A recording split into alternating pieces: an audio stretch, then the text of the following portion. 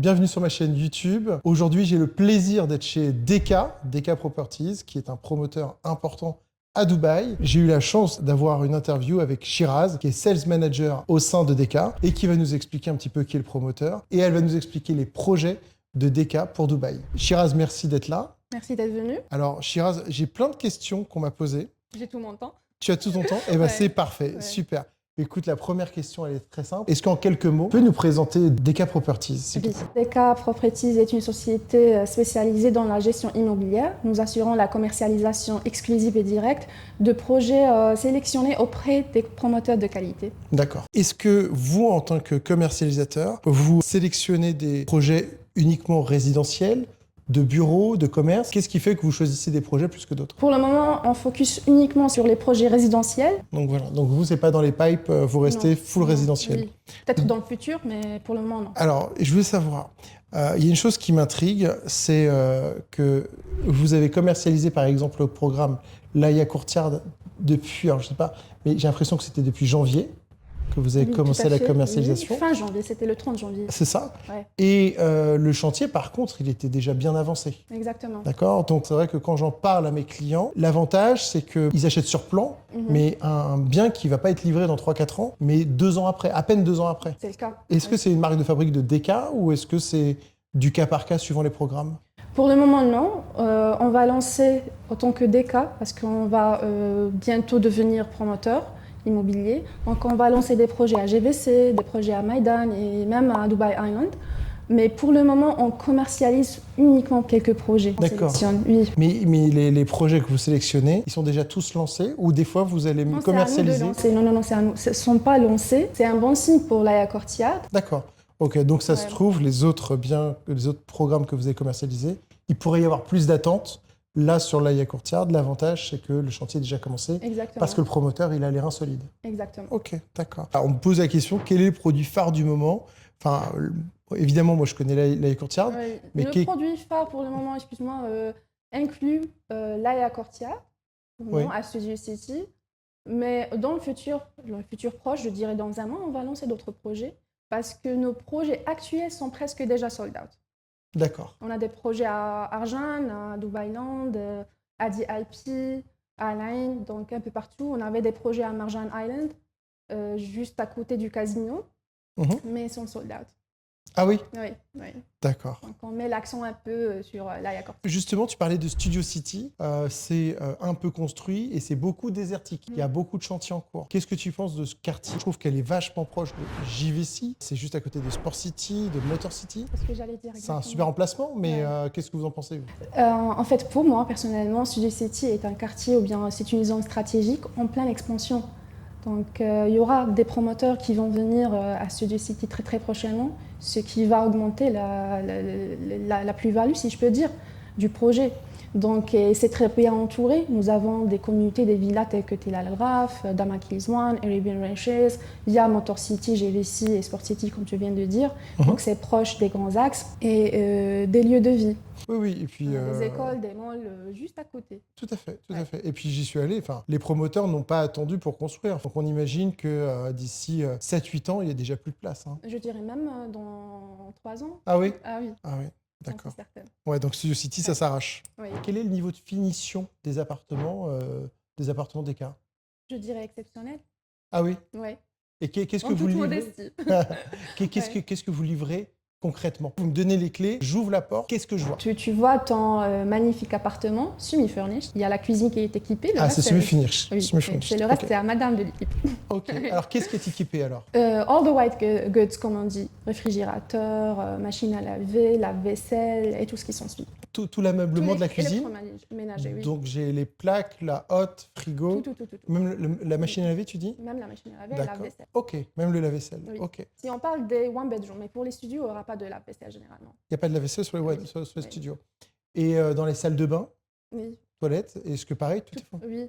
Même Ok. le dressing dans les chambres, tout quoi. D'accord. Et même les revêtements muraux, carrelage, Oui. etc.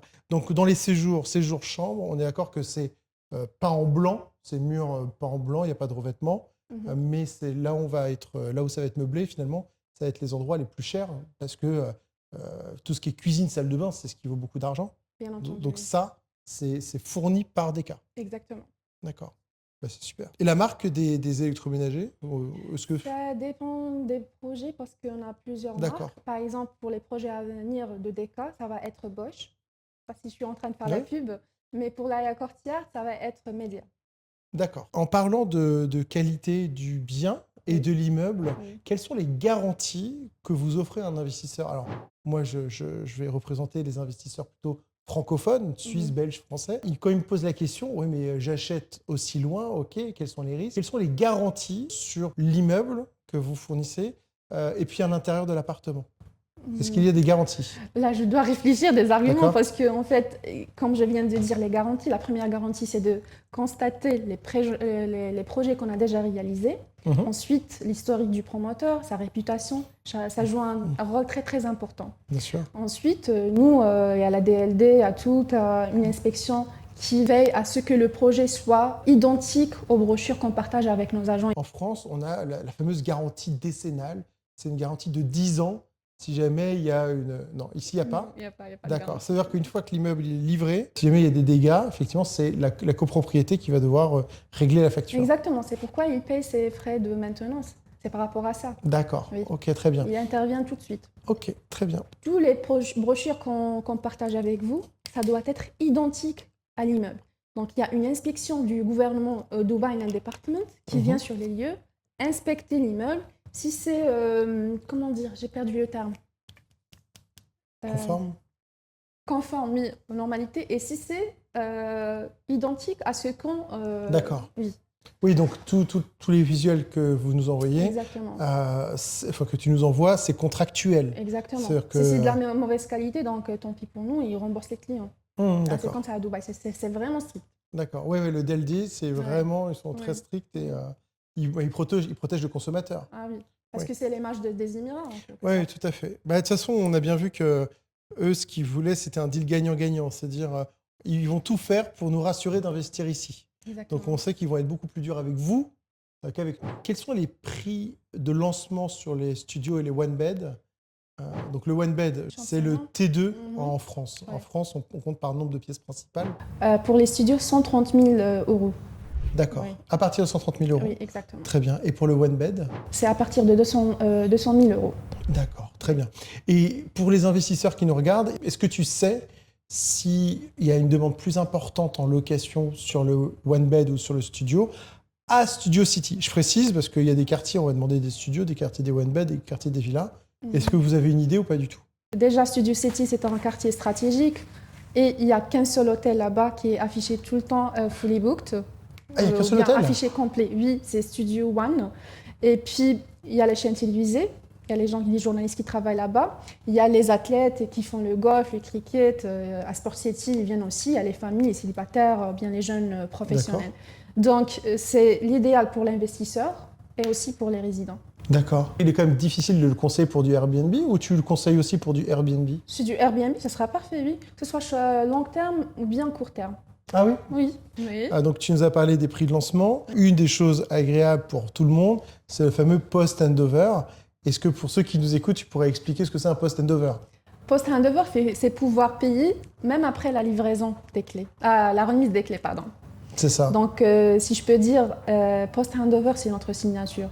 Nous avons commencé, nous étions les premiers à commencer avec un plan de paiement de 8 ans, dont 5 ans sont après la livraison. Ce qui est le plus flexible de Dubaï. D'accord. Donc, comme on dit ici, c'est rent-to-own concept. Pratiquement, le client, il paye 60% durant la phase de construction et les 40% ou bien les 50%, ça dépend des projets. Donc, il les paye sur 5 ans, à l'aise. Super. Ouais. C'est-à-dire qu'on n'est ultra flexible. On n'est pas sur un autofinancement, mais presque avec le loyer qu'il va percevoir par le locataire. Finance par le loyer, exactement. Ouais. Donc, on va payer 60-70% pendant toute la phase de construction. Voilà. À la remise des clés, je continue à payer 1% par mois, c'est ça? Voire même moins. On a des projets où on paye 1% par mois et il y a des projets où on paye 0,66 seulement. Ah oui. Oui. Donc à 0,66, on arrive quasiment sur le loyer. Exactement. On dépasse. Donc on peut épargner même. On peut même avoir un cash flow positif. Exactement. Ça va en intéresser plus d'un, ça. Ouais. Ok, très bien. Bah, dis donc, c'est super. Et si jamais on a l'inverse, c'est-à-dire des Français qui ont du cash et qui veulent tout mettre d'un seul coup, peut-être même dès le down payment ou un moment ou alors à la remise des clés, Ok. est-ce qu'on peut penser avoir une remise? Est-ce que Oui, ça c'est peut arriver? négociable. Ça C'est peut arriver? négociable. Ça peut arriver, bien sûr. Oui. Et On c'est n'est pas suivant. assez flexible, malheureusement. Vous n'êtes pas assez flexible. Oui, parce que pour nous, on a cette vision qui dit discount dit mauvaise qualité.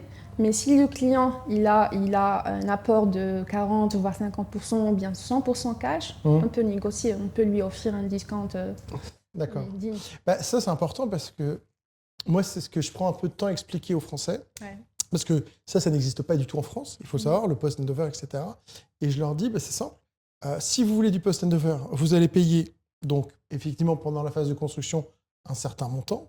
Après, vous allez pouvoir quasiment faire un autofinancement. Alors, quasiment, on n'y arrive pas toujours. Oui. Enfin, on y arrive très peu souvent, d'ailleurs, dans la vérité, mais c'est quand même agréable que, je ne sais pas, il faut peut-être avancer 1 500 € par mois. Eh bien, il y a 1 000 € de loyer qui tombent, ça fait que 500 € à rajouter. Alors, si tu me parles d'un 0,66, on arrive quasiment, je pense, voire même au-delà, sur un cash flow positif, ça c'est intéressant. Ouais. Mais effectivement, ce qui est intéressant aussi, c'est que j'explique aussi la chose inverse.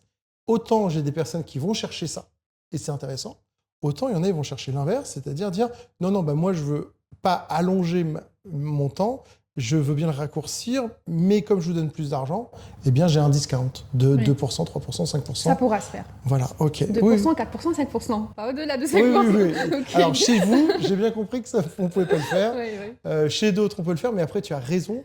C'est aussi la question de la qualité qu'on va avoir en face. Exactement, voilà. tout à fait. On a, toi et moi, en tête certains promoteurs que moi-même je ne propose absolument pas. Enfin, j'en ai 3 en tête qui proposent des post-handover très longs ou qui proposent des gros discounts. Absolument. Effectivement, je te confirme que la qualité en face n'est vraiment pas là. Donc, après tout, on a les meilleurs prix par square feet. Hein, si vous pouvez chercher, nos prix sont vraiment compétitifs. On aurait pu augmenter les prix et jouer sur ces petits le discount. Exactement. Ouais, alors que là, vous êtes tout de suite un prix attractif. Donne, les prix. D'accord. Et sur l'Aïa Courtière, allez, on se parle, donc là, on est mi-avril. Vous avez vendu combien de pourcents du parc? Je dirais on est à 50% déjà. D'accord. Oui. Et alors, je sais que c'est quelque chose Pardon, je t'interromps. Il ne faut pas oublier Ramadan aussi, il a fait son effet. C'était un peu slow. Mais là, sans exagérer, on est à 50% des ventes. D'accord. Ouais. 50%. Et alors, on le voit chez certains promoteurs, c'est presque apparemment une généralité, je ne sais pas chez Deka. Apparemment, quand un commercialisateur vend à partir de 60-65%, il va rehausser le prix du reste. Est-ce que chez Chose que Deka n'a jamais faite. Ah oui? Ah oui. D'accord. C'était le cas avec Milos, situé à Dubai Land. D'accord. Donc, on lance un étage par étage. On a gardé le même prix, même si les prix ont augmenté à Dubai Land. Ça a flambé.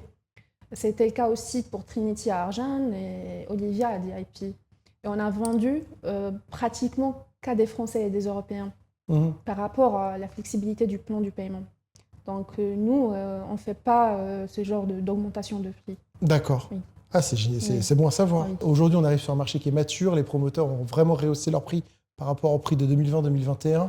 On voit même qu'il y en a qui peuvent peiner à revendre des biens qu'ils ont réservés il y a 2 ans. On arrive sur une remise des clés prochainement. Ils revendent, mais ils revendent pratiquement au même prix.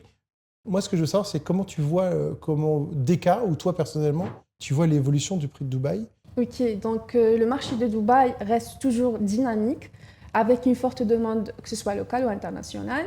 Donc, parce que Dubaï offre une stabilité avantageuse et même fiscalité avantageuse et qualité de vie très exceptionnelle.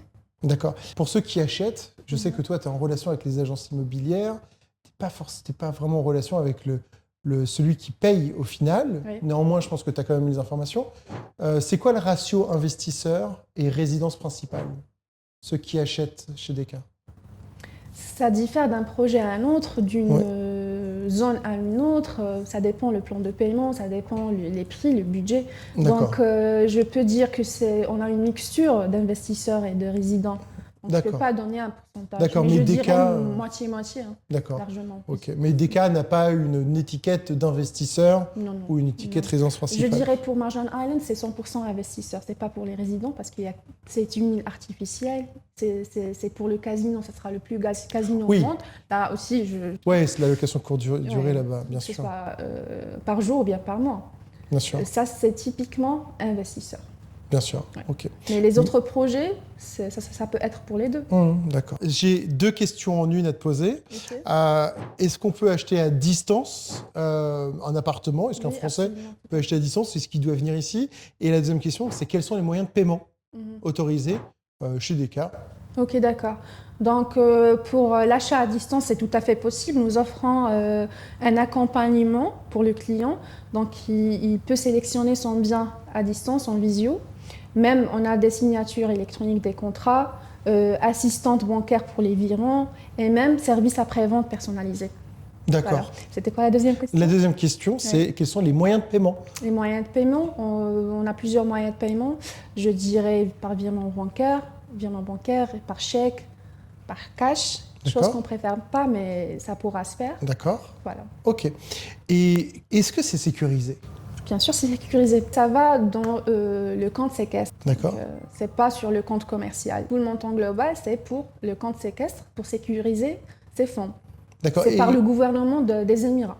D'accord. Donc c'est ce qu'on appelle le DLD, Dubai Land Department. D'accord. Et c'est eux qui détiennent la possibilité de libérer cet argent. Exactement. D'accord. Et ils libèrent à quel moment cet argent? C'est étape par étape. Okay. À chaque étage qu'on fait, il libère une petite somme. C'est pas à la fois. Donc c'est au fur et à mesure que les travaux avancent, vous avez l'argent. Exactement. Comme ça, vous avez de l'argent qui est débloqué pour payer l'entreprise de construction. D'accord. Comme ça, lui, le client final, lui, il s'assure que cet argent sert véritablement à ça. Absolument.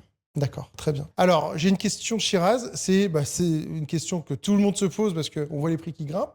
Ils vont bien s'arrêter un jour. Du coup, est-ce que 2025 reste une bonne année pour investir? Tout à fait, absolument. Sachant qu'il y avait plus de 100 000 nouveaux expatriés à Dubaï. Donc ça reste toujours le bon moment, sachant aussi que les prix n'ont pas augmenté, sont toujours compétitifs comparés à des grandes capitales internationales. Et la demande locative ne cesse d'augmenter, vu qu'on a une forte demande internationale et locale. Oui, c'est vrai que c'est très très compliqué de louer. Et j'ai même vu certains chiffres qui disaient qu'il y avait 99% de taux d'occupation des biens immobiliers. Exactement. Ce n'était pas si simple que ça de trouver un appartement à Dubaï. Exactement. Et on ne loue pas uniquement à des professionnels ou expatriés, on loue aussi à des touristes. Sachant que Dubaï, c'est la ville numéro 1 en ce qui concerne en classement des pays touristes. C'est la ville numéro 1, avec plus de 30 millions de touristes l'année passée. Waouh! Oui. Autant. Uniquement à Dubaï, je précise. Très bien, très bien. Moi, je vais donner des chiffres qui m'avaient impressionné. C'est qu'en 2024, à Paris, il y a eu 20 000 ventes immobilières. 20 000. À Dubaï, pour la même année, 190 000. 180 000. 180 000 ventes. Presque 10 fois le nombre de ventes. C'est impressionnant. Oui. En fait, c'est ce chiffre-là qui montre le dynamisme incroyable de cette ville. Pour conclure, est-ce que tu pourrais, en une phrase, convaincre les Français de continuer d'investir à Dubaï? D'abord, il faut toujours passer par un agent immobilier fiable qui connaît très très bien Dubaï. Ensuite, demander, après la réputation du promoteur, savoir choisir le projet en fonction de la qualité et même de la zone. Selon ses objectifs, bien sûr, investissement ou bien résidence. D'accord, très bien. Eh bien, merci beaucoup, Shiraz. C'est moi qui te remercie. Merci pour ton temps et à très bientôt. Inch'Allah, merci. Merci.